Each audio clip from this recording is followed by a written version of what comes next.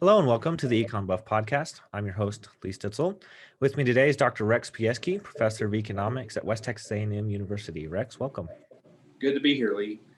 So our topic today is minimum wage. So it's one of those topics that economists end up tackling a lot. So we're going to kind of break this into two rough parts here. We're going to start with a little bit of theory, and then we're going to dive into some of what the empirical work is and just some data and statistics on that.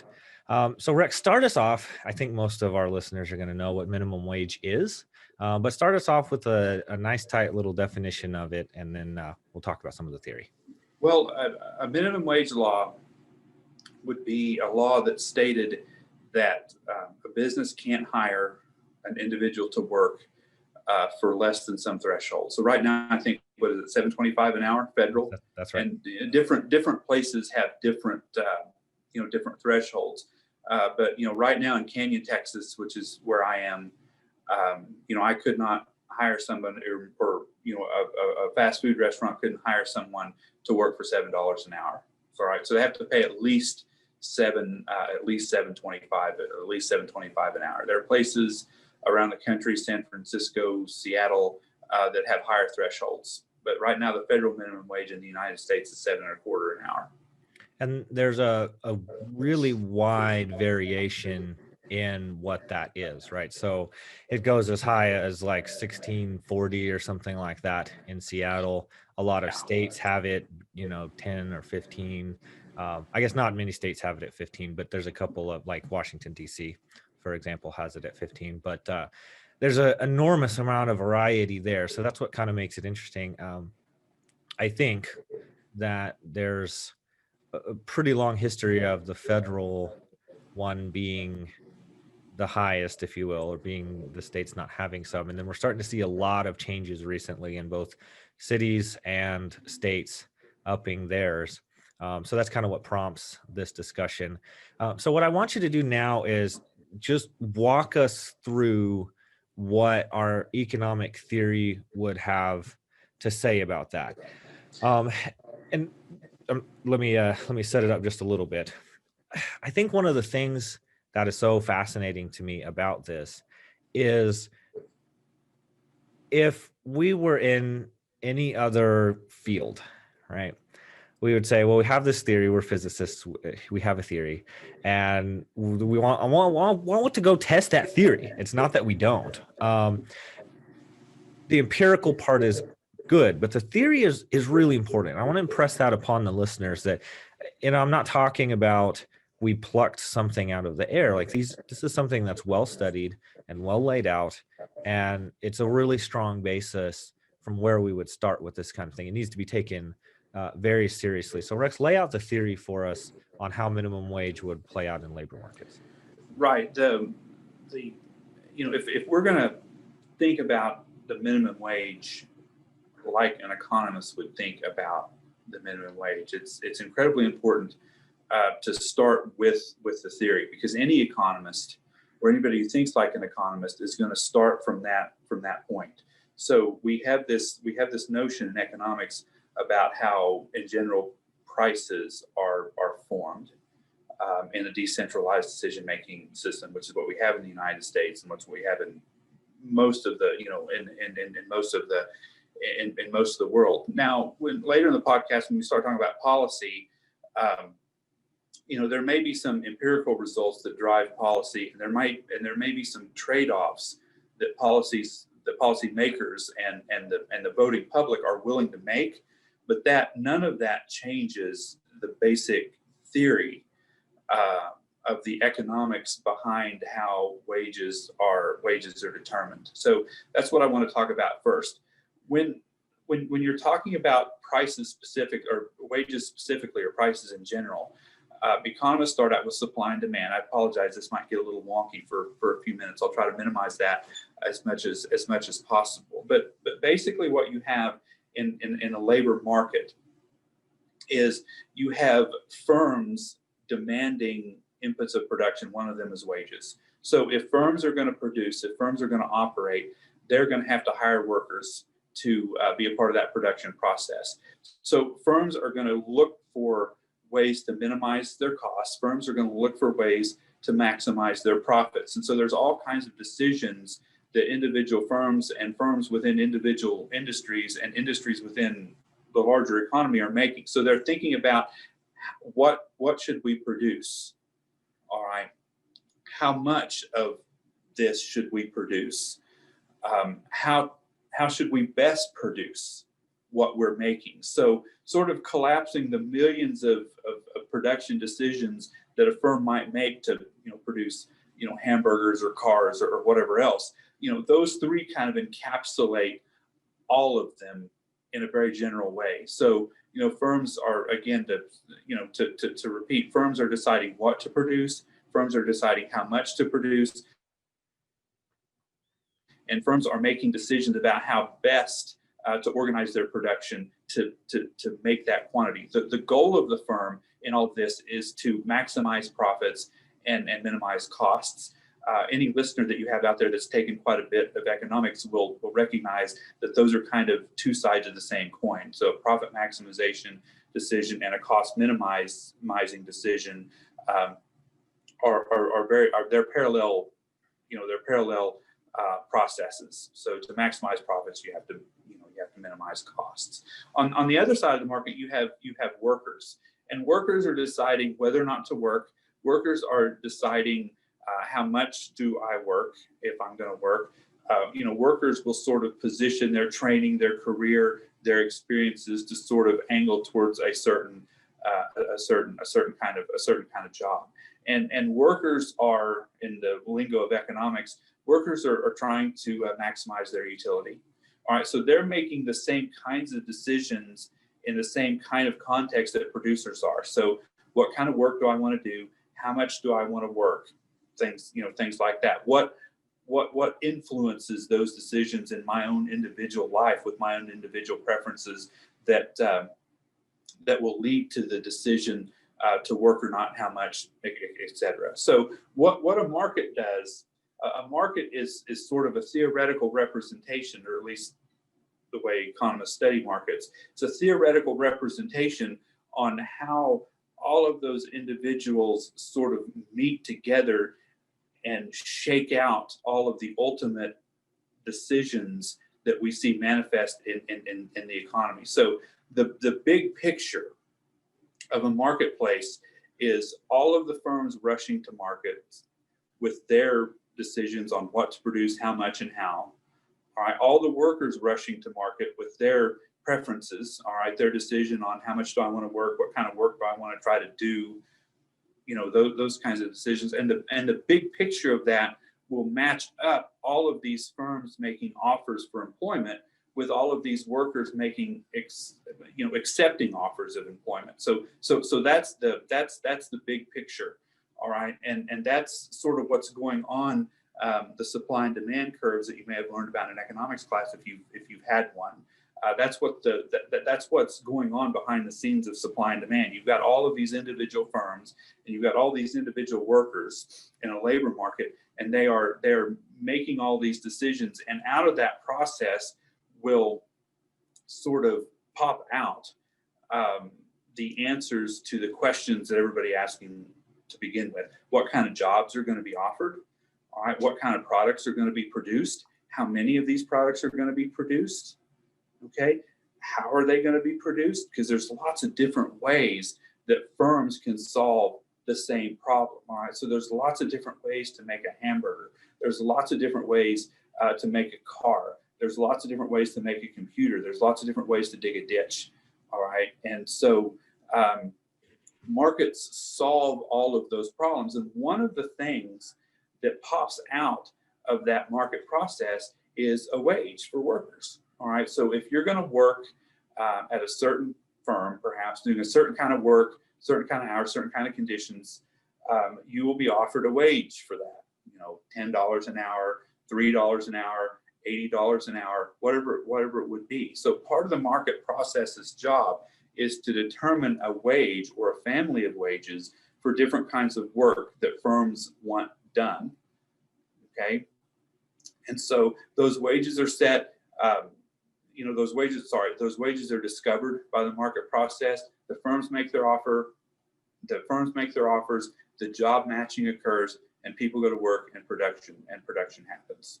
Okay, so that's sort of the wonky way that you need to think about supply and demand. So where does minimum wage fit in with that? Well, let me jump in before you go get to ahead.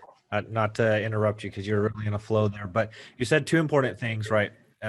You said the phrase wages will pop out right from this. So one of the things that I think is worth talking about is that's a non-random process, right? That is a competition process. So I think one of the things that people get confused by is our individual experience is that I went to the job market and I found this job, and then they liked me and I liked them, and we agreed on it, and they offered me a wage. So that means they got to pick the wage. And there is some sort of, in the least interesting way, that's true, right? But the point that I would like to drive home out of what you brought out, which you said very well, is that wage isn't something that they really get to determine, right? There's a market and there's a competition. And if they were offering you or me too low of a wage, then they wouldn't be able to attract me because they have those competitors. All those you said, firms rushing to the market. I think that's an excellent point. And one of the things that you said to me some time ago that I don't think has ever been brought up on the podcast, but one of the things that you taught me that's been stuck with me the most is you wouldn't want to negotiate with the firm individually. You want the market to do that, right? So when I came here and I negotiated over literally, maybe a few $100s getting in and out of this job, I wasn't having to convince them to pay me in this range, right? You said a family of wages, right? Or a range that we would be paid in, and then differential characteristics you might try to find. Will I take a little bit more? Can I get a little bit more from them, right? That Right. I mean, part of, go ahead. there's sort of an expectation in all these situations that market provides us. So, getting away from, I don't want to blur the point too much, but getting away from labor markets, I have an expectation about what a gallon of milk costs. So I don't have to go to the grocery store and negotiate blindly, more or less, with the supermarket owner, or the supermarket manager, or employer, or whatever, about whether or not I pay $1 for a gallon of milk or $50 for a gallon of milk. I know that a gallon of milk is $3, $4, $5 or so in that range. So I go to the store and I kind of know what to expect. The number one thing that I think that anybody needs to know about economics in any context, and this is something that I would emphasize in the courses that I teach, no matter what the class is that these prices are not arbitrary. So the prices that we observe for labor, for milk, for hamburgers, for anything, all of those are not arbitrary. And then and there's that competitive process. All right, there's a competitive discovery process that goes on among all of the separate buyers and all of the separate sellers for an individual product, and from that process, a price is discovered. So the price of gas, the price of wages is not an arbitrary thing at all. So if the wage that you get offered, in an economy is like $12 an hour, that is not going to be something that a random number generated popped out for you. Yeah. All right. It's going to be based on what's produced, how it's produced. It's going to be based on what you and everybody else competing for that individual job, what their preferences are, what their reservation, wages are, not to use another wonky term, but all of these factors are, sort of come together. Adam Smith called it the invisible hand. It's almost like magic. Frederick Hayek called it literally a marvel. All right, which is kind of like magic. But the wages that are determined out there in the economy, they're not set. All right, they're not set in the way that you would set a thermostat. Right. Okay, they are the end of a process that discovers the wage. So if I go home tonight and my house is cold, I can make it warmer by turning up the thermostat. If I'm warm, I can make it colder by turning up the thermostat. There's almost no consequences to me for doing that, Right. because my thermostat that's a random number generator. Okay, I control it in the grandest sense of the word that one would use.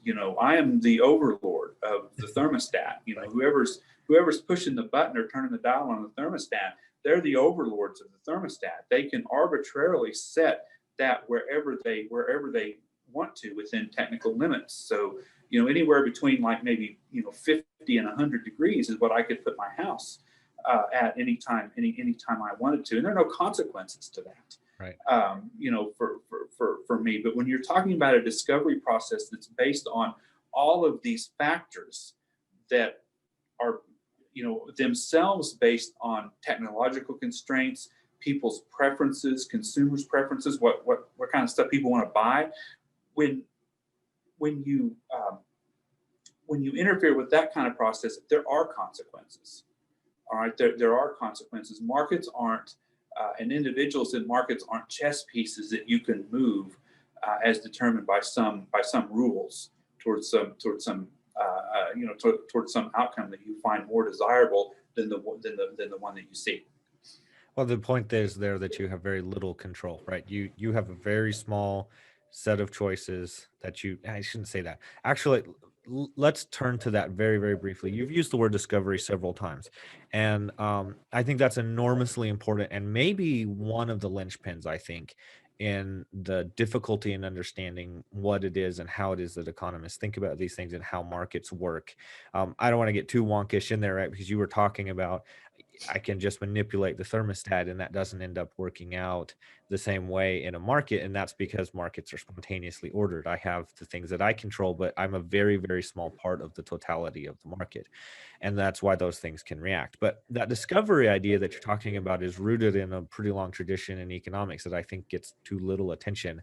And I spent a lot of time talking about this in my principal classes this fall, is the discovery process is distinct from the learning process, right? And that is to say, discovery means there is something out there I didn't know that I didn't know. Learning means here's a thing that I know I don't know, and then I learn about it, right? And so the market's not a learning process, it's a discovery process. So you use that term very precisely, and I think very well. And the reason that that is so important is because you mentioned worker preferences. This would be the same as part of the discovery process for firms, is they make decisions, and those decisions are a part of a discovery process. That has two very important implications. One is they forego a set of choices, which are unobserved, even in some sense to them, right? Like I make choices, okay, I'm going to focus on producing hamburgers quickly so you don't spend long times in the drive-through, and there's some trade-off there between quality and or how precise I get your orders or any number of variables that you and I probably can't even imagine not being in the industry. And those are options foregone, and ergo they are never observed, right? That's what we mean by like opportunity cost. So that's part of the discovery process. They discover whether or not that works. That's why we have McDonald's, right? Is because that probably works pretty well in certain cases. The workers do the same thing, right? So I get offered a job and I take it or I don't take it. That's part of my individual discovery process. Many, many workers do that, right? And a job that you might not want, I might think is great, right? And a job that I am torn, do I want this job or do I want that job? There's a road not taken, and that path is never observed by me, which is, these are sort of a philosophical way to say something very distinct by what we mean by discovery, is that is not a process that can be replicated, right? It's not a process that can be top down manufactured. It's not a process that can be even thoroughly studied in a certain way that we could recreate it in an experimental environment, which is going to be very important to remember when we come down the road here in a minute to talking about specific policy. Any thoughts you want to weigh in on that? Yeah, the comparison of a learning process to a discovery process, I think that you brought up is that's the key point. A learning process sort of implies that we are moving towards a specific outcome that is better. So if I learn, say, calculus, what that process will involve is me mastering calculus. And at the end of my journey in learning calculus, I will know calculus. And so if I'm presented with a calculus problem, I can do it. Well, the discovery process that markets go through is completely different than that.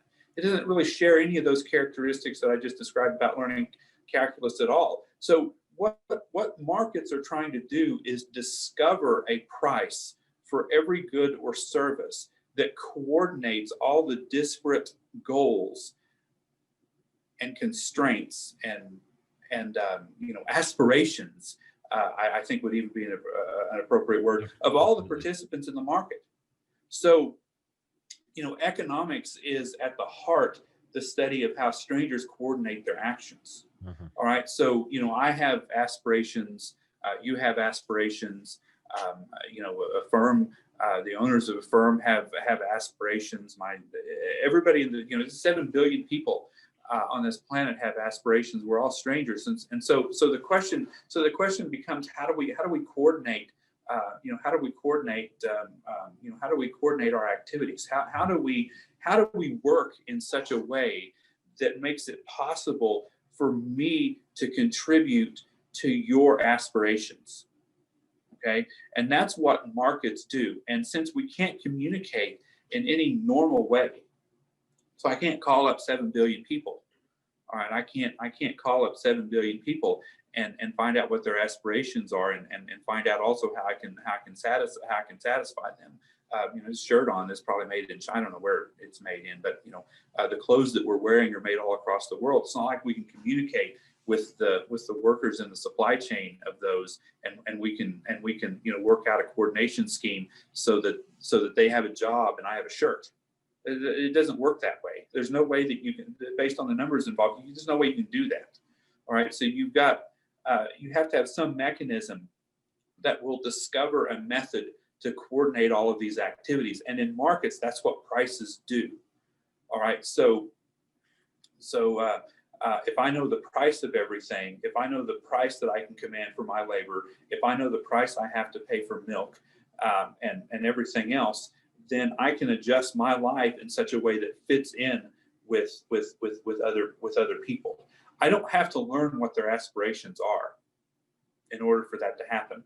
So we mentioned Smith and Hayek a minute ago. This is what Smith was talking about when he was talking about the invisible hand. There seemed to be some way that everybody's methods were coordinated with one another, and the invisible hand is prices.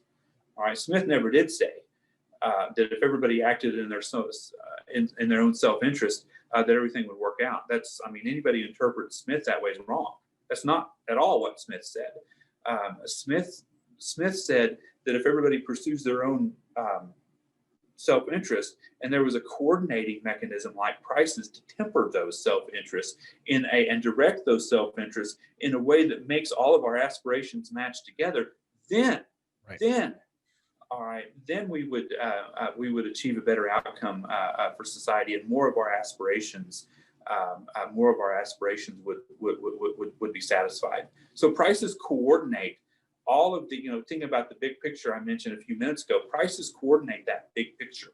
All right, prices are what facilitate the job matching between people who want jobs and the people who want to hire those individuals to produce outputs for society. All right, so prices are the coordinating mechanism for that. And if you're talking about decentralized markets, if you're talking about, for lack of a better word, a free market system, then those prices are the mechanism that's used to coordinate those strangers. So we're at an excellent juncture now. We've said, okay, this is what minimum wage is. This is what how a market functions. Here are some of the key ideas in play, the discovery process, central among them. So now kind of take those two ideas, put them together, and talk to us about what that understanding, I want to throw away the word theory. Just now that we understand how a market functions, how do we understand the impact on a market that a minimum wage law would have? Well, I mean, the minimum wage comes about because you have available a political process that says, okay, we observe these wages and we don't like them. Okay, which is a perfectly understandable thing to do. I don't know anyone. I mean, you would have to be incredibly spiteful to not want people to make more money. Right. So, you know, everybody wants everybody to make more money. Everybody would like to see everybody else have, you know, command of more resources. And so it's not, you know, it's not a surprising thing that people would take the desire to see themselves and to see everybody else make more money and conclude, well, we just need laws that require pay to be higher. All right, and that's especially going to be true among people that make very low wages. All right, so you know, the lower earner neighbors that I have, the lower earner people in society, I think, well, good grief, they need more. They need to be able to buy more stuff. Well, one of the many ways that we could achieve that is to mandate that their pay goes up. So the minimum wage is you know, not to sound too melodramatic here, but the minimum wage is the political process throwing away the market process and replacing the market's outcome with what the political outcome, the preferred political outcome would be. So, you know, you can't have a wage for $5 an hour. All right, it's got to be at least $7.25. You can't work in Seattle for $14 an hour. You have to make at least $16.40. All right, and so on down the board. So the political processes among those different levels of government, you've got federal, state, city, municipal, county. It could be anybody. The federal has a minimum, but the states and counties and municipal governments can pass whatever minimum wage legislation they want to. The federal government doesn't ban them from doing that. And so that's what's happened around the country, especially in the last generation or so, especially in the last maybe 10 years or so, where individuals in certain municipalities or states have wanted to throw out the market outcome and increase wages using the political process. So when you throw out the market outcome, you also disrupt the discovery process. You disrupt the market. You disrupt the market outcome, and that has some theoretical consequences that economists can describe, and later when we talk about empirical, it has some consequences that economists can measure. All right, so probably the first thing that would happen, remember all the questions that firms are doing. They're asking, what should I produce? Firms are asking, how much should I produce? And firms, I'll focus on the last question. We could do this with any of them, but firms are asking the question, how should I produce this? So, when a fast food firm makes, hamburgers, or when a bike firm makes bicycles or cars or, whatever else is made, there's not just one way to do all these things, right? There are many ways to produce anything that you could think of. So one thing that would be the case would be you could choose between using high skilled labor and low skilled labor. All right, so you could produce a certain number of hamburgers using a few high skilled workers, or you could produce a certain number of hamburgers using a lot of low skilled workers. And that decision is generally going to involve how much capital you're going to employ in your production process. Perhaps a better, more direct example would be, let's say you're digging a ditch. All right, and there might be two broad ways to dig a ditch. You could dig a ditch with a bunch of people that have shovels as capital, or you could dig a ditch with one individual that has a backhoe.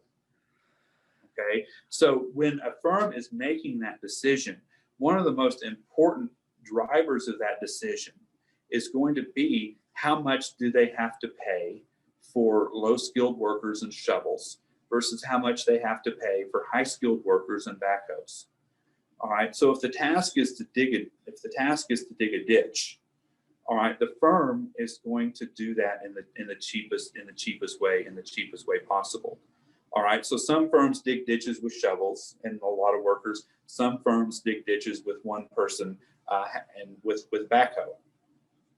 Okay, so when you change the prices, that mix of ditch digging production technology in use in the economy is gonna change. It's gonna change. So if you can hire people to dig your ditch for $7.25 an hour, all right, on some margin, a firm is going to go buy some shovels, hire some workers, and dig the ditch that way. Okay, I almost said by hand, but you're still using shovel. You're not digging it. You're not digging it. You're not digging it by hand. All workers have some capital. Yeah. All right, almost. Of even if it's human capital, but and then if you wake up one morning and you have to pay those workers $15 an hour, all of a sudden, relatively speaking, the backhoe looks better. Which, by the way, you went from 725 to 15, and somebody's gonna say, "Oh, that's a number that you're picking out," and to exaggerate the impact. But that's almost exactly what we've seen in certain places, is going from the federal up to $15 an hour. So, like, literally doubling your labor cost is on the table here. Right, and theoretically speaking, there are some predictable consequences of disrupting that firm's decision on which technology to employ. Okay, very, very predictable disruption. The first thing that we will see is fewer ditches are going to be dug. Okay, fewer ditches are going to be dug. The second thing that we're going to see is that the cost of ditch digging is going to go up. All right, we know those two consequences are going to happen because the firm had the option. This is key. The firm had the option to hire the backhoe while wages were low. Mm-hmm.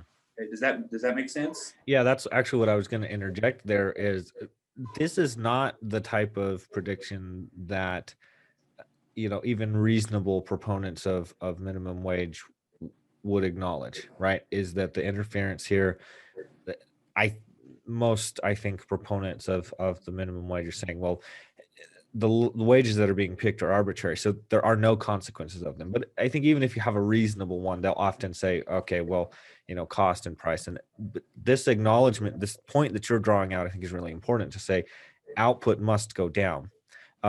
And so I think that's relatively clear, but I want you to draw it out just a little bit more first. So why is it that output has to go down in this scenario if we raise the minimum wage? Okay, continuing the logic that I presented before is that the presence of the new minimum wage is going to disrupt the firm's decision, and on margins, on margins, firms are going to decide to use a different technology, a different production. In economics, the word technology means production process. All right, so that might be a little different than an engineer might use the word. But the firm is going to choose on the margin, the firm is going to choose a different technology, okay? A different technology. And that technology is going to necessarily be more expensive, because if it would have been cheaper, holding all else constant, they would have been using the backhoe to begin with. Right. So for the firms that are disrupted, and for the firms that it causes to, change how the production has happened, costs go up. If costs go up, price must go up. All right. If costs go up, price must go up.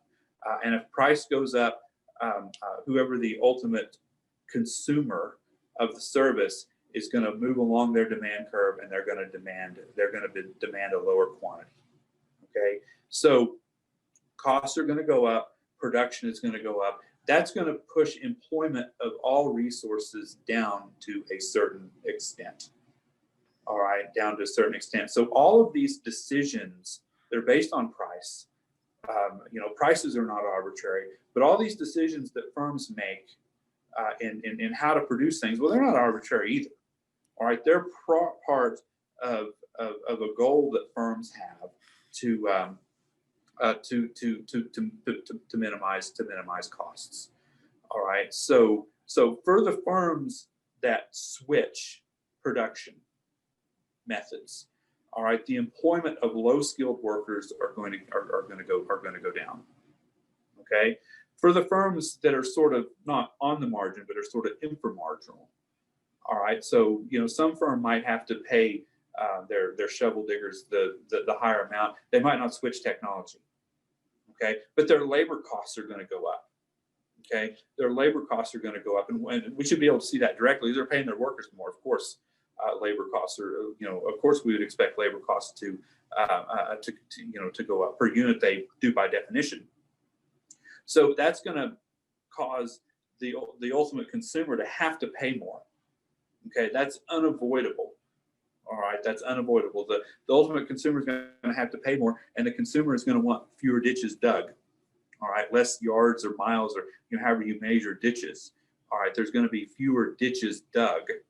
All right, and the fact that there's lower production means that there's going to be lower lower employment. So regardless of what kinds of substitutions take place because of the market disruption, you're going to have lower output, which means lower overall inputs are going to have to be be produced. So the uncontradicted theoretical prediction of economics to a meaningful increase in the minimum wage is going to be lower employment. Okay, so you're either going to have fewer workers hired because they're high skilled workers, or you're going to have fewer workers hired because there's less of the activity going on directly in that inframarginal case. So it then becomes the effect of the minimum wage within that prediction becomes an empirical question, because the theory cannot tell us how much employment will go down. All right, it could go down a lot. All right, it could go down. It could go down almost none. All right, but the absolute theoretical prediction of economics in this case would be for lower employment of low skilled workers. So I want to interject here a little bit, maybe get your thoughts on this as well. One of the things that I think is fundamental to understanding economics well is to understand that when you're talking about a market interchange, right? And this gets back to the stuff that you were talking about, Smith, with the invisible hand and that kind of idea, is things that happen in a marketplace are voluntary interactions. That means both sides agreed to this, right? And I think that's one of the characterizations of what happens in a labor situation that I think badly misses the point, right? And I think it stems from people thinking, well, I don't like my job or something like that, or none of us like to work, right? We'd love to. That's probably not true, but there is some distaste for a certain amount of work that we were doing, and wouldn't it be nice if we could have all of our wants and still be kicked up on the beach at all times, right? Forgetting that the job that you're going to, if you didn't have it, you would then be an unhappy person, right? If you know somebody who's unemployed, if you've been unemployed, it's not a great situation, right? And the other side of the coin is exactly the same scenario. So the person who's foregoing hiring you to dig the ditch that they need, taking that option away from them didn't make them better off, right? So everybody involved, the labor, the firm, the people involved, they're having options that are taken away that are mutually beneficial exchange, right? You're made better off by being able to buy and sell, whether that's your labor or whether that's digging a ditch. You're better off by being able to have those options available to you. So I think that urge that you talked about, the political urge, is misguided, but maybe well grounded, right? It seemingly a good idea. But the eventual consequence of that is that people have less of what it is that they want. They have less of what it is that they want to be able to trade for, or want to be able to produce and trade away so that they can trade for other things. That's not a trivial factor, right? That's a huge cost. And I'm glad you drew out the point that why output ends up having to go down and why that's built on all the prices and costs that are involved. One of the common things that I think you'll hear in the political arena from maybe non-economists who are still opposed to minimum wage as something like, sure, raise the minimum wage, they'll just get the robots to come and replace them. And then I think there's some truth to that. And that's part of what you're talking about, is swapping towards high skilled labor with higher capital away from low skilled labor with less capital, that kind of combination. So I think that is true, but it misses the greater point, which is, if that were already it's not as if business owners are out there going, well, I could switch to the robots and make more, but I'm not going to do that because, fill in the blank reason here. There won't be any good reasons for that. The business owners, as we're speaking, are weighing that decision. Am I going to stay with the situation I have, or am I going to switch over to robots that make hamburger patties? If they're not switching to that, that's because that wasn't the best option. The best option was to hire people to work in their stores or to dig the ditches. So thoughts on that? Yeah, I mean, the when you introduce this artificial factor of a minimum wage, all right, into the process, you're going to create, all right, and I'm making exactly the same point you're making here. You're going to end up creating all of these kinds of trade-offs that didn't exist before. All right, there were trade-offs before, right? You work or not, you work under these conditions or not, and you're swapping all kinds of somewhat undesirable things for things that you find even more desirable. So it's not like, in the absence of minimum wages, there aren't any trade-offs, but the minimum wage introduces all kinds of trade-offs to workers, all right, to low skilled workers that are impacted by the minimum wage shift, that didn't exist before. And not all of those trade-offs will end up being sort of realized in ways that make workers unambiguously better off. Okay, so there are hidden costs. All right, there are hidden costs to earning more money because of the minimum wage. So, and you might find yourself suddenly valuing your job much more than you did, right? Because if I'm making $7.25 an hour, and I go to work the next day doing exactly the same thing, making $9 an hour or $12 an hour, then unambiguously, in this case, I value that job more. Okay, I value that job more, and that means that I might expect that job to become unpleasant in ways that it wasn't unpleasant in the past at the lower wage. So again, you've got a trade-off. All right, you've got trade-offs going on there, and if you're more tied, because remember, at the same time, jobs are becoming more scarce. So at $7.25 an hour, perhaps one of the benefits of making $7.25 an hour is that if you want to quit one job and go get another one the next day, you can. So, but if that same job doing the same thing, nothing's changed your productivity, nothing has changed. If you go to that job in the morning and make $12 an hour, where yesterday you made $7.25 an hour, and all of your alternatives have disappeared, even if you've held on to your job, now that job is much more urgent to you, and the cost of losing that job is much higher to you. All right, your employer's going to know that. Okay, your employer's going to know that. So your employer might be able to I don't know. I'm searching for the right word here.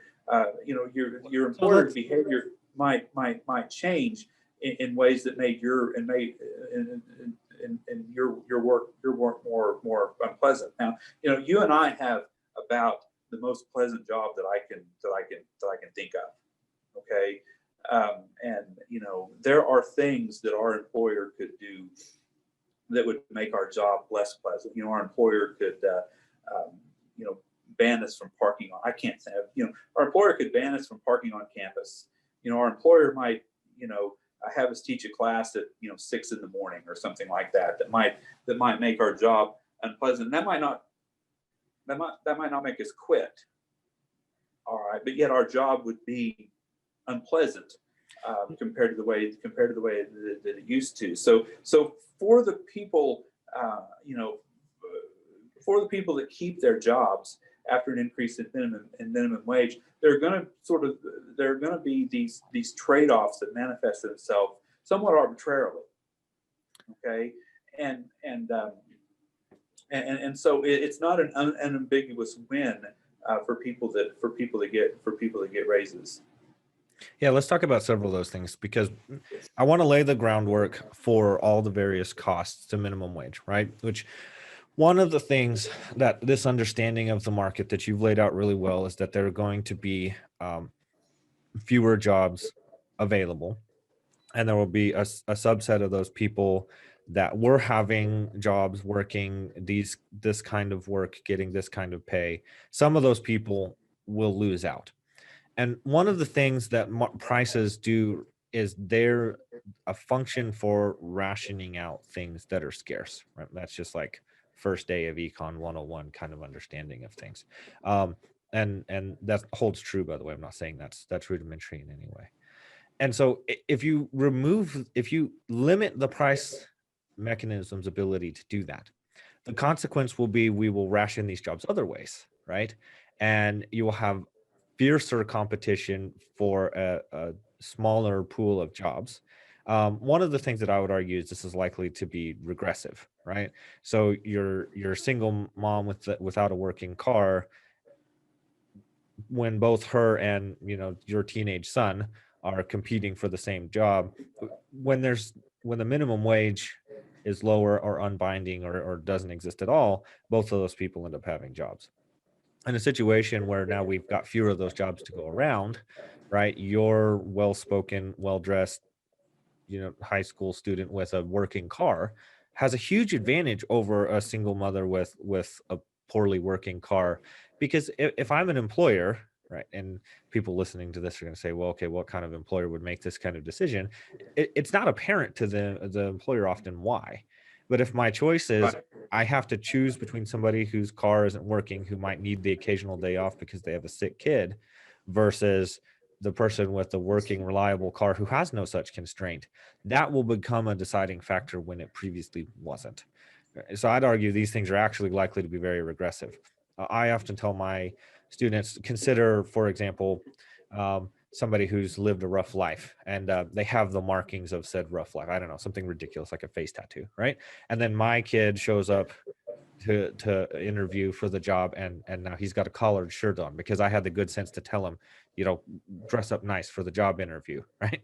For a minimum wage job. Who is the employer choosing, right? Right. That's regressive. You don't need to live in a world where that becomes a deciding factor, right? If prices can sort out that mechanism by themselves. Right, and there's all kinds of ways that could show up. I might know the manager of the grocery store. Yes. Right, and I might tell that individual, look, I got a 16-year-old kid looking for a job. I absolutely guarantee you he'll be there on time. Yeah. Every time. Yes. And that would, that statement from me would really give the manager a lot of confidence and want to hire my kid. Somebody that that fact was uncertain about is gonna lose out. Yeah. So I think that is an interesting. That's interesting, and that is probably the principal thing to be talking about here. But you were talking about these other, I think some people call them fringe benefits, which to me is just a hilariously bad way to think about them. But you and I have a high level of education, probably a high level of skill in the type of things that markets often value, right? That's what a PhD in economics means. And yet you and I don't have the most high paying jobs. But the reason is we get many benefits from this job that have nothing to do with the amount that they pay us here to do this job, right? And like literally we're sitting here and talking about in the middle talking of about ideas, talking with colleagues, having that campus environment around us. There's no clock for us to punch. There's no there's no production quotas to meet or any of this. We could have a job where every day we have to wear a tie and we have to show up at 8 and we have to leave at 5, and but we don't. And in fact, if we had that job, we would make more money, right? And so all those things that you're talking about, an uncomfortable class time, a ridiculous parking situation, there are many things that could be done. But if they were to go about doing those things, they'd probably have to end up paying more on average. Now, maybe in my case or your case, they wouldn't, because we might be getting some excess benefit, right? But in the market situation, if the job of a professor like moved towards these more and more uncomfortable, undesirable things, the pay would end up needing to reflect that, assuming something else hadn't changed, right? Yeah, I mean, the parking in the 6 a.m. class are, I'd use those examples because they're ridiculous. Yeah. And so, let me introduce a ridiculous example on the other side of the spectrum. Okay. The university could hire someone to be in my office poking me with a stick all day. Sure. And, get more out of you? Yeah. Well, I mean, not even for that, just to make my day unpleasant. Okay. All right. And, if that happened, I'd probably quit. Yeah. Your job wouldn't be worth it. If that happened, I would probably quit. And, I would think that, well, I would rather go get a job where I had to, be on duty from 8 to 5 with a tie on all the time. And, because, those circumstances are a lot better than getting poked by a stick. Yeah. All right. So, these sort of, fringe is not the right word, but these sort of non-wage job attributes are incredibly important to workers' decisions on what kind of job that they want. I became a college professor because job security is very important to me. Yeah. And I don't see how people live if they're uncertain that they'll have a job in 6 months. Yeah. So I am reasonably certain that my employment here will continue for quite a long time, as long as I want to be here. And if I separate from this job, it'll be my choice and not my, not the state of Texas's choice. It will be mine. It could happen, but it's compared to the situation that most people have in their job. A college professor is incredibly stable employment. Yes. And that is something that I value. That I value greatly. And so if the university said, all right, we're going to have random firings after every year, so there's just going to be a certain number of you that are not going to have your contracts renewed, and you're going to be gone. You're going to be out of here. Well, that would make this job incredibly less desirable for me. And I would be preparing to leave because I don't want to, I'm very risk averse. So let me fill in an example. Let me fill in an example there, because what you're talking about actually happens. So, my family, many of them work in the oil industry, and there's a particular firm atop the oil industry that prides itself on being the most competitive, productive. And that's literally what they do. They hire more people every year than they need. They pay more than anyone else in the industry does. And they fire the top, I forget, I want to say 10%, but let's say 5% of performers every year. So you're in an absolute cutthroat situation, and you're getting paid more, because if they had that policy but they didn't pay more, they would get the worst workers, not the best, right? And so they pay more so that they can then try to weed people out and fire the lowest performing workers and get as much out of there. And that's their strategy. I think to the listeners, that's going to sound, how inhumane, right? But they're intentionally trying to get type A personalities that want to compete and perform. They're doing that on purpose. And there are probably some firms in that industry that sort of want to the opposite. They want to develop culture, and they want people to work together, and and they want that kind of environment.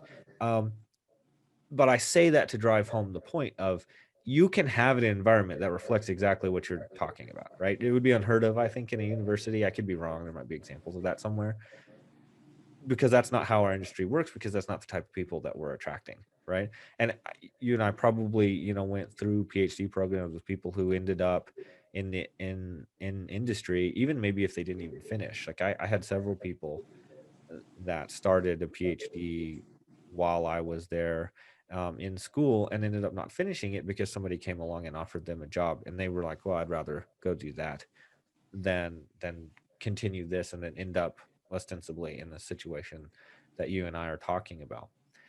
There's a long list of things, right? So we've mentioned a bunch, parking and hours and dress attire and whatnot. But, often jobs will, if we're thinking about minimum wage jobs, there are often other types of benefits. I know if you end up working fast food, for example, I worked fast food at a donut shop. Actually, I guess I don't know if that qualifies as fast food, but it feels like the same industry to me. And one of the benefits of working in a donut shop is you come in and they're fresh donuts, and they let you have one, right? You're not eating a dozen donuts or something. But I'd imagine if they were suddenly paying me going from 7 to 15, probably the free donuts are being taken away in that scenario. There's lots and lots of amenities. There are lots and lots of amenities there. Just the expectation of what you're going to have to do at work is probably going to change, right? Yeah. So, some people would argue even things like workplace safety and different training and all that might increase or decrease. I guess the safety might decrease, the training requirements might increase, etc. So there's lots of ways for jobs to change, and these are likely to be bad. And in fact, they almost have to be, for exactly the same reason that you were talking about. Output would have to go down, because if requiring more training and offering less food but paying you more were the optimal, then that would be how that firm organized itself. Right. I mean, Previously. if it were better for the state to pay me $200,000 and have somebody in here poking me with a stick, they could do that. Yes, absolutely. They can do that. If your donut shop wants to pay you more and take away your free donut, they can do that. Yeah.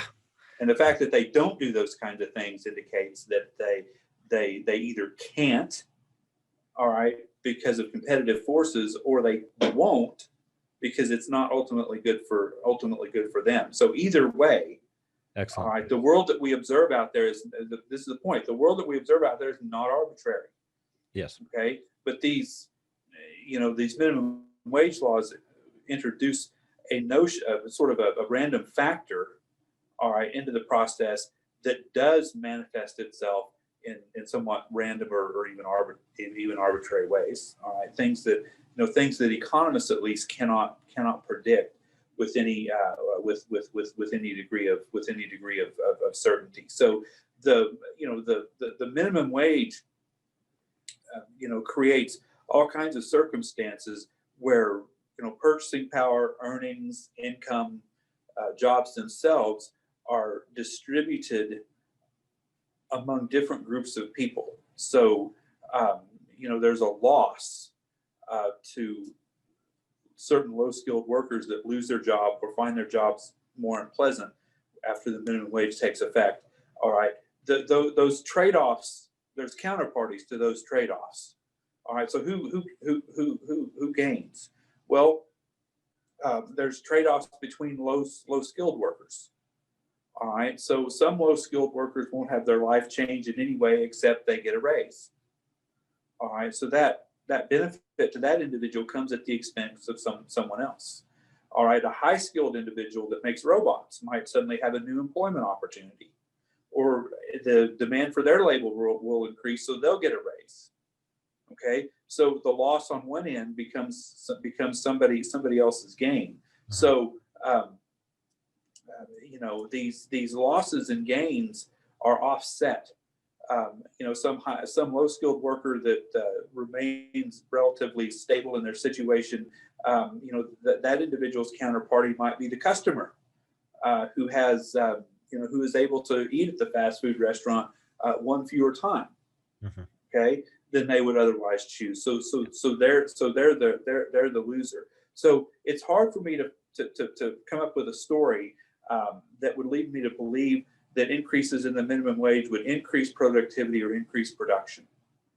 All right. So since either in the best case scenario, even if you assume production stays the same, but as we said before, production is going to go down. All right. right. So the total pie, to use common vernacular, the pie gets smaller. All right, not only is the pie getting smaller, some people are going to get a bigger slice. All right, so that makes it absolutely a mathematical certainty that other people must get smaller slices. That's right. All right, so who gets a bigger slice, who gets a smaller slice is something that theory cannot inform. All right, we know that those trade-offs are going to exist. We know those trade-offs are going to be generated by increases in minimum wage, but we can't say much about how those gains and benefits are going to be distributed down to individuals or down to really narrowly defined narrowly defined groups.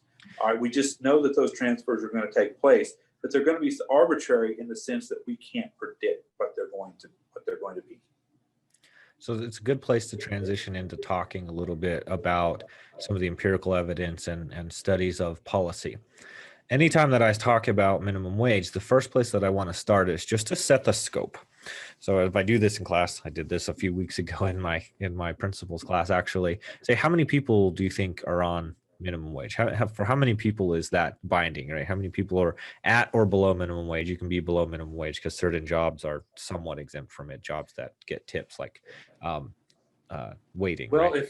if I were the typical survey respondent, I would say about 30%. Yes. So that's exactly of all what I find workers in the classrooms. United States. You survey people, you ask them that question, and sort of the mean or the median answer is going to be around 30%. So people out there, and this might be something else that's driving incredibly vast support for minimum wage laws. People out there think that about a third or so, quarter to a third of workers in the United States make this minimum wage. What's the real answer, Lee? Yeah, so the real answer is that about 2% of wage earners. So that sets aside salary earners. So it's in the ballpark. So we're not even in that. Yeah. Yeah, we're not in the denominator. Right. That's exactly right. So 2%, less than 2%, and it's actually been going down over the last few years. So in 2018, it was like 2.1%. It's now 1.9% for 2019. So that number is very, very small, and it's decreasing. So it's always useful to set the scope of that. Of course, the other observation that's important in this case is that you're talking about relatively young people. So you're about 25 and under make up about a fifth of all wage earners,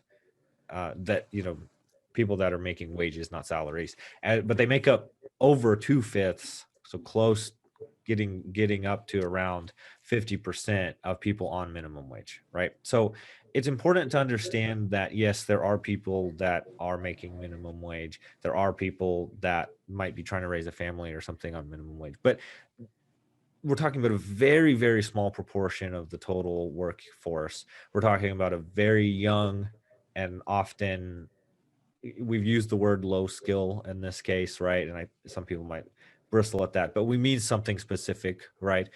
And I think it's important to think about the type of people that are in this situation. We all started from the same place, right? You and I started in the same place as anybody who's currently working at a minimum wage job. You have to start somewhere and you have to work up.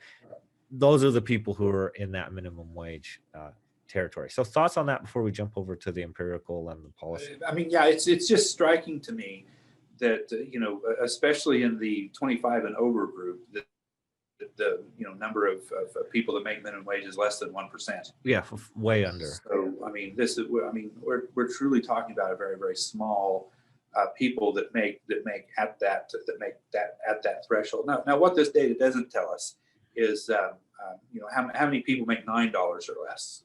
Sure. So we don't know the distribution of this above that, but if we raise the federal minimum wage to $7.25 to $7.26, all right, almost no one would be eligible for a raise in the workforce. That's right. All right, so we don't know how many people are making 8. We don't know how many people are making 10.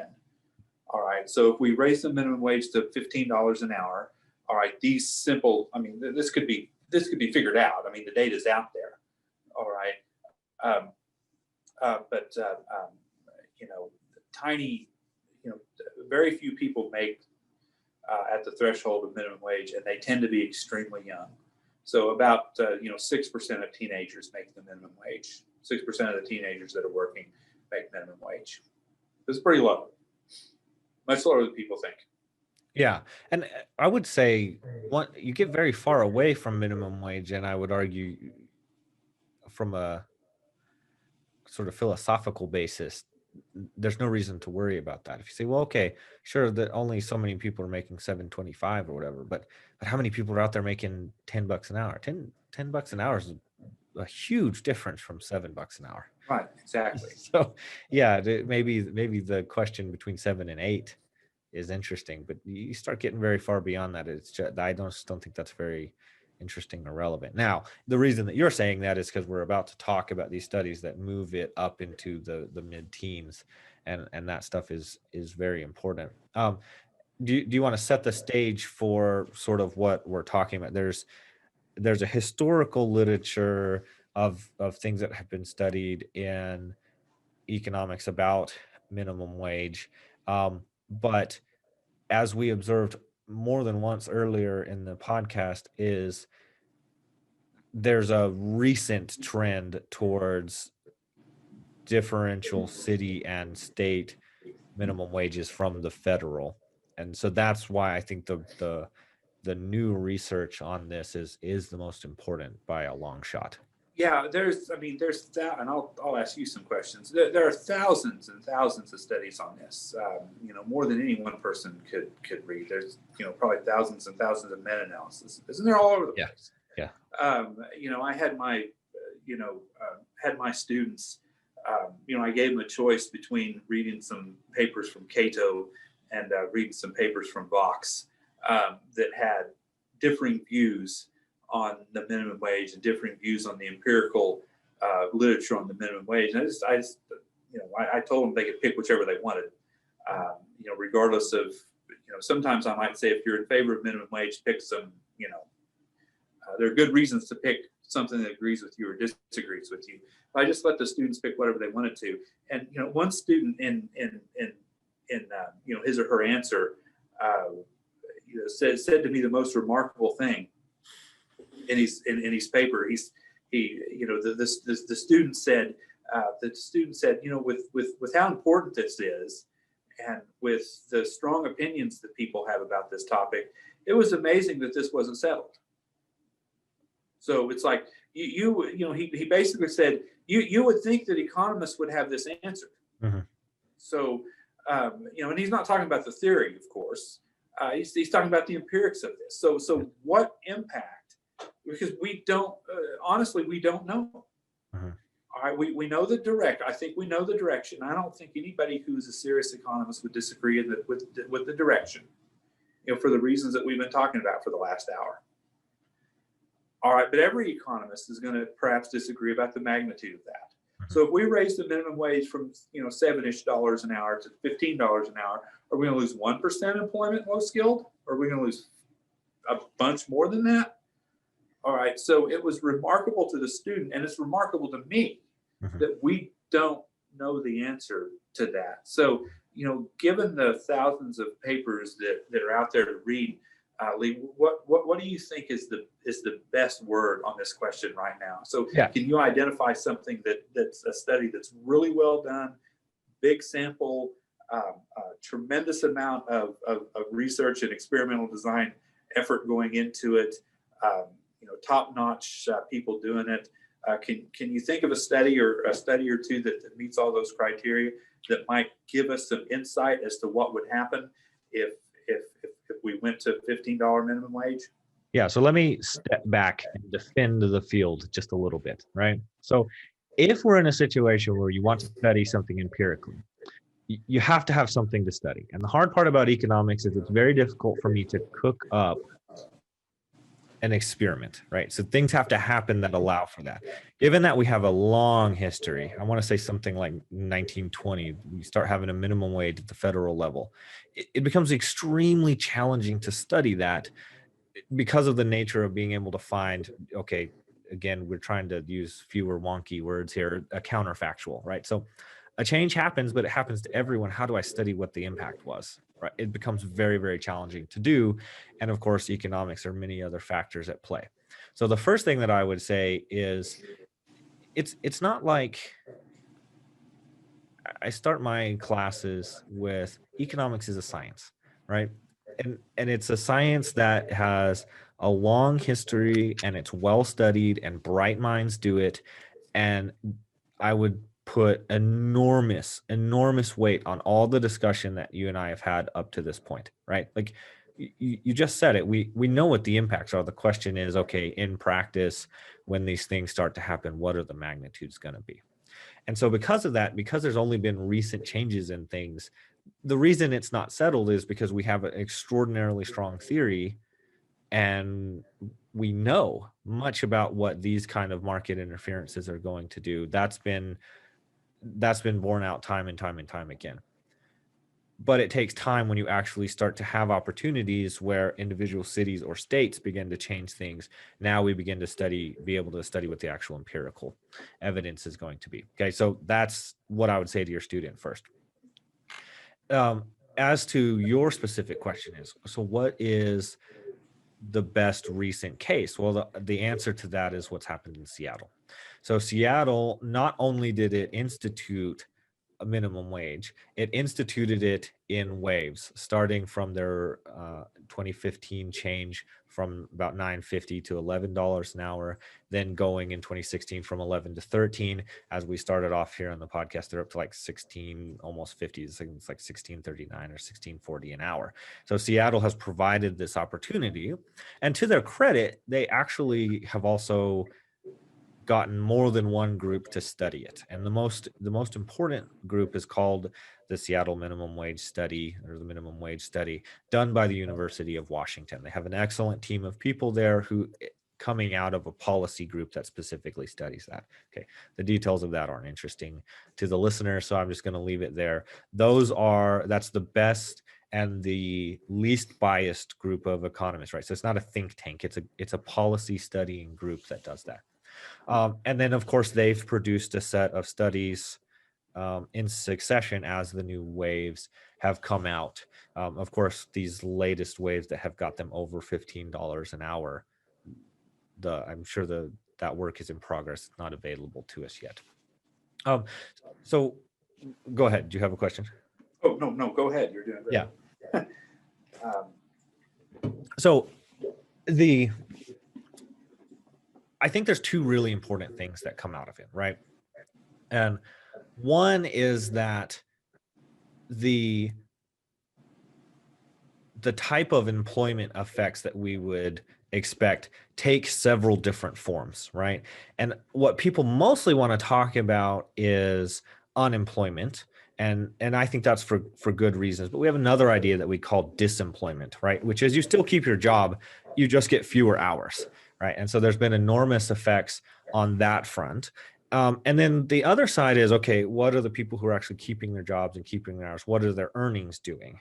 And so the long track record of economic studies on this front have always been like, well, the people who are keeping their jobs, the amount that they're going to get a raise is proportional to the amount that the minimum wage goes up, right?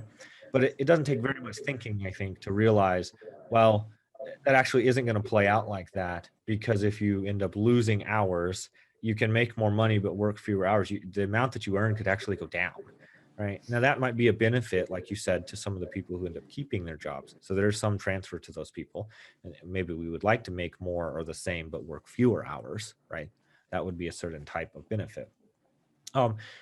But what these studies find is that there are very, very large disemployment effects, right? And so the estimate, and remember, Seattle's a big city, and so these numbers have to be contextualized by that.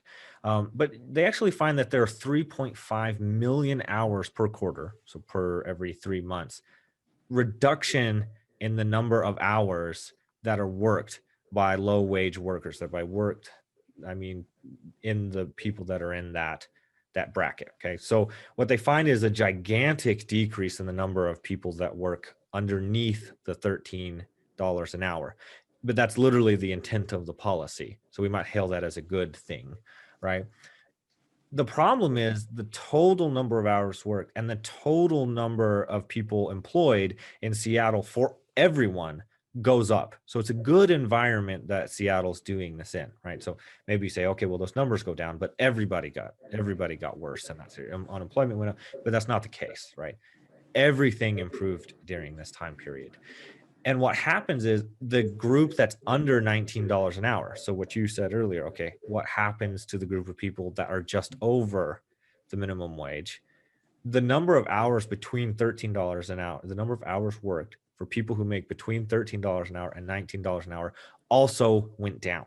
And so that's a critical point, which is there's a disemployment effect in addition to an unemployment effect that is very strong, fits perfectly with what we would expect in the theory.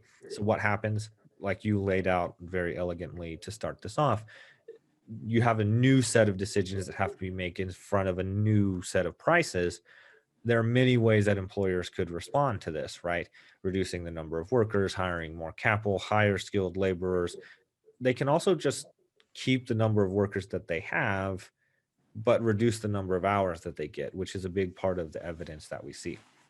Okay, so then what happens on net is that we actually see $120 million per year less in earnings, right? So actually the total amount that low wage earners get in this study goes down dramatically. So one of the things that I think happens, and you talked about this early on, is we're doing this ostensibly to help these individuals, but they're working fewer hours and they're making less money and fewer of them are employed. I'm having a hard time seeing how you've helped those people, right? And so to me, this study is, I'd want to not engage in too much hyperbole, but my instinct is that this is the first of a real damaging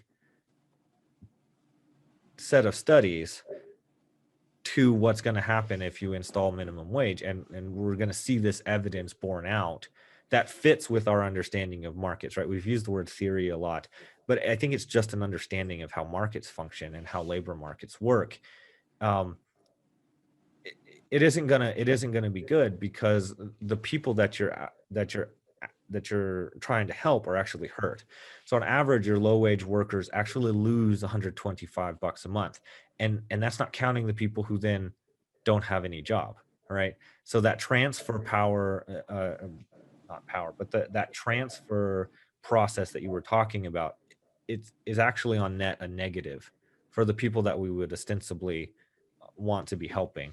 So I would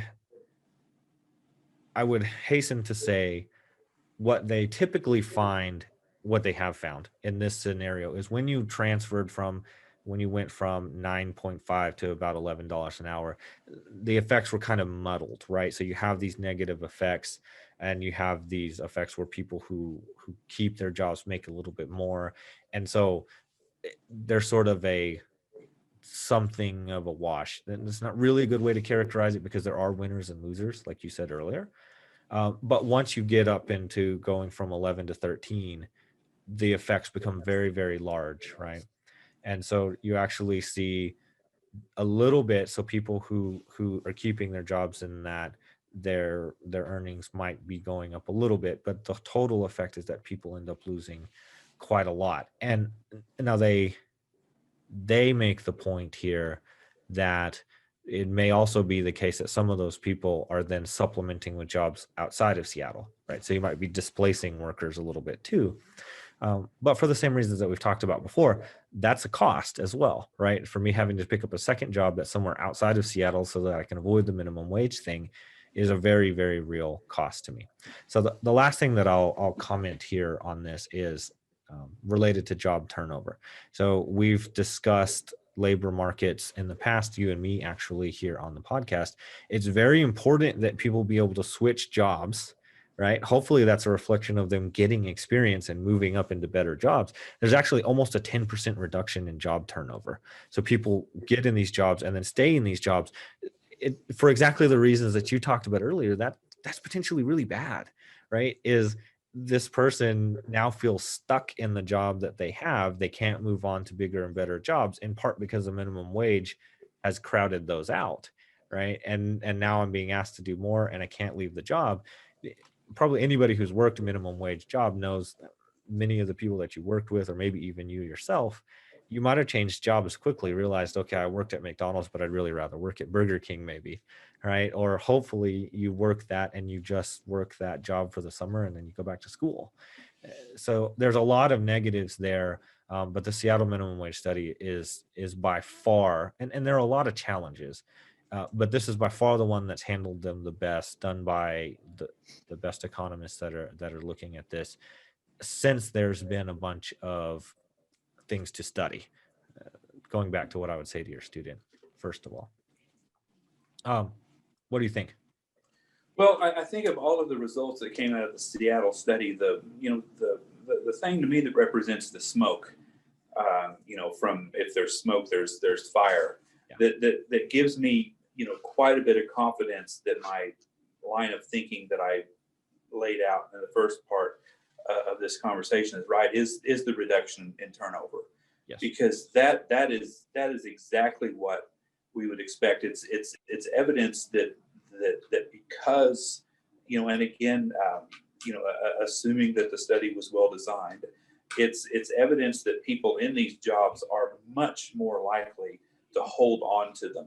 And I don't think that there's anything going on in Seattle at the same time of this that would make people want to hold on to their jobs more than they were. Like you said, it's probably the opposite. If things are getting better in general in Seattle, then all the labor market churn is going to suggest that people are going to readjust their matches, and I would expect there to be more turnover, not less, as people move.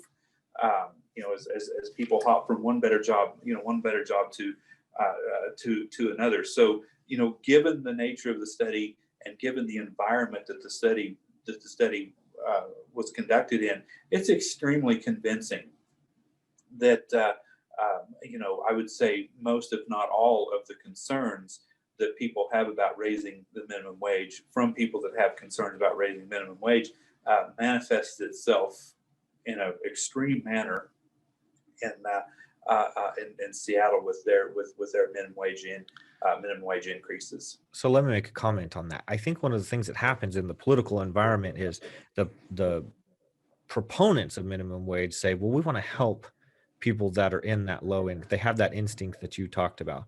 We want to help people make more money. Everybody wants everybody to make more money, right? We're all good people here.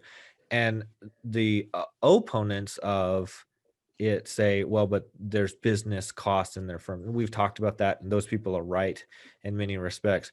What the empirical research is coming in and saying is, you can't use minimum wage to say that you're going to help low-skilled workers.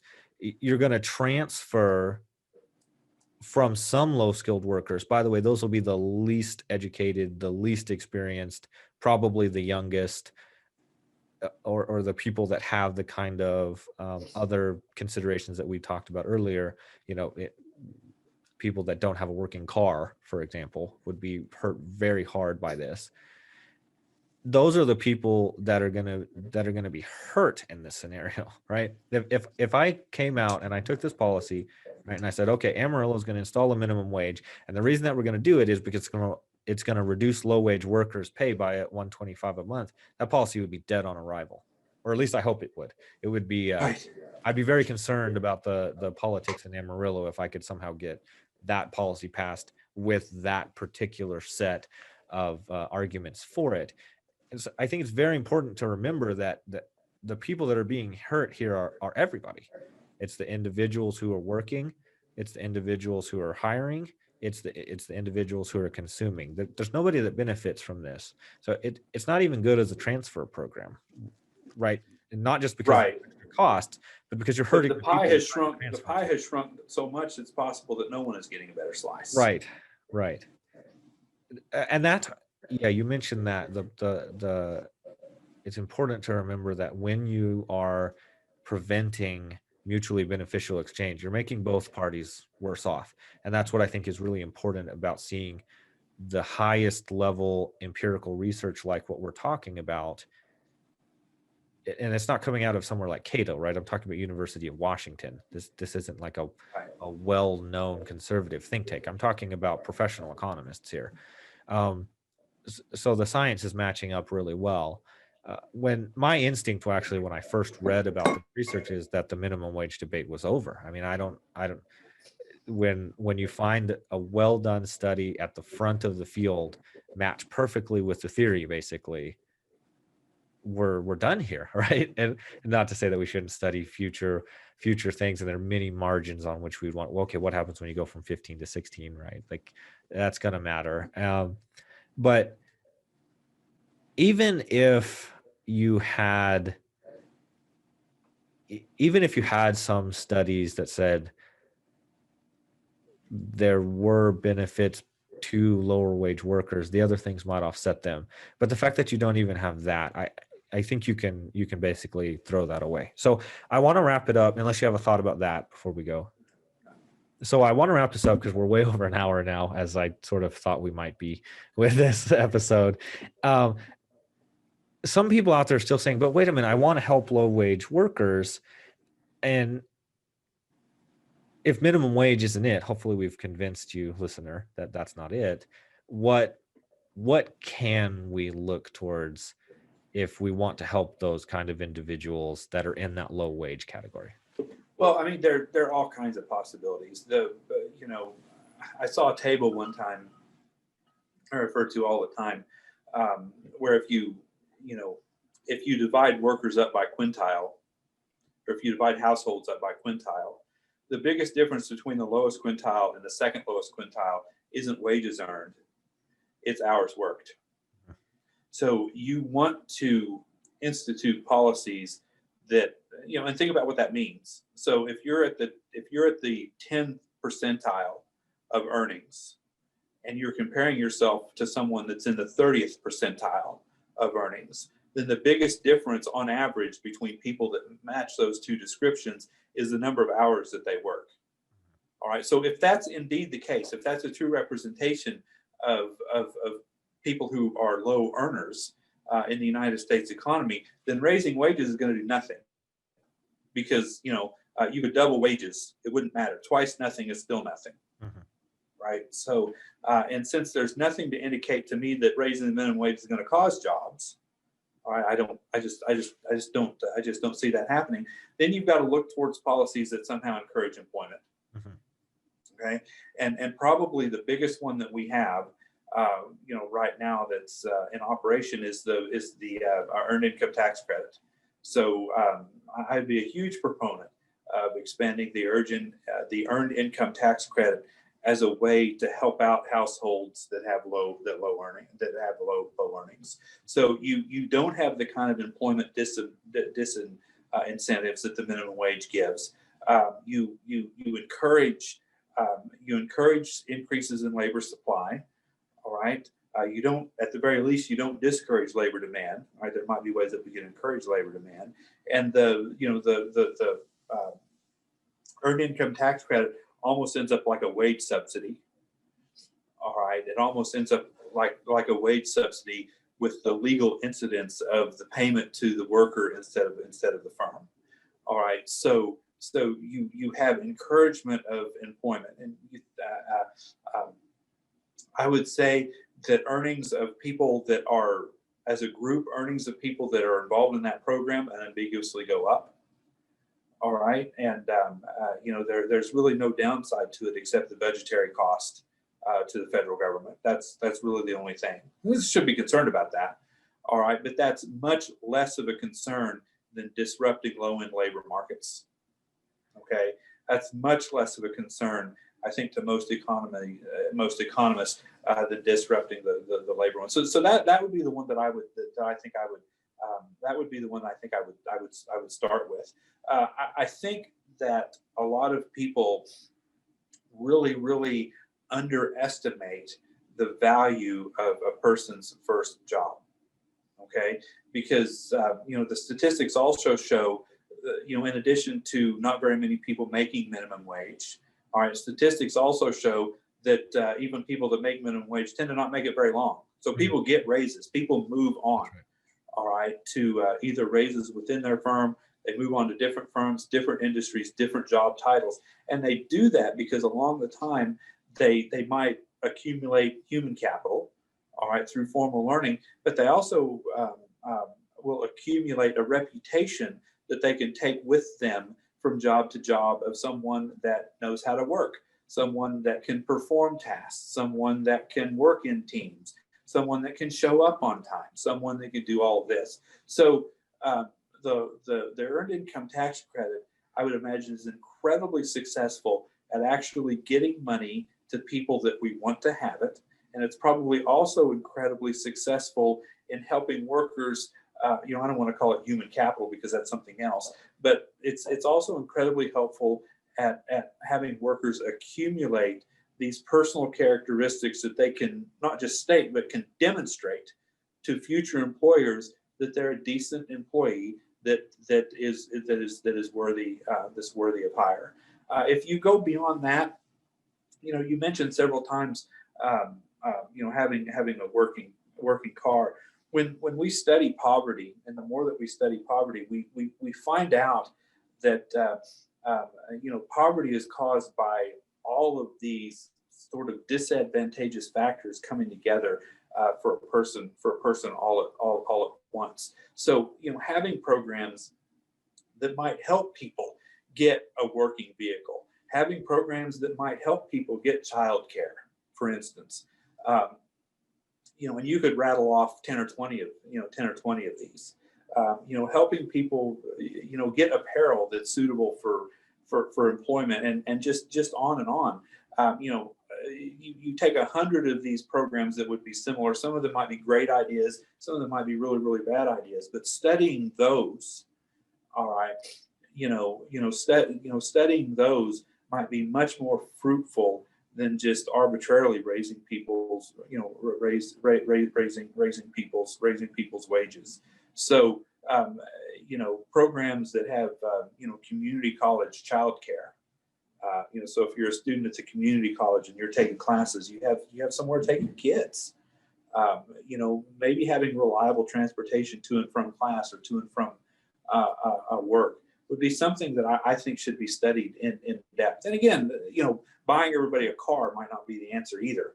But I think that's a much more interesting idea than just using a blunt force instrument like, let's have $15 minimum wage. So I would like to see more innovative and more creative thinking from economists and policymakers on the problem of poverty. My guest today has been Rex Pjesky. Rex, thanks for joining us on the EconBuff. I enjoyed it. Thanks for having me. Thank you for listening to this episode of the EconBuff. You can find all previous episodes on YouTube at EconBuff Podcast. You can check out our website at econbuffpodcast.wixsite.com. That's WIXSIT.com. You can contact us at econbuffpodcast@yahoo.com.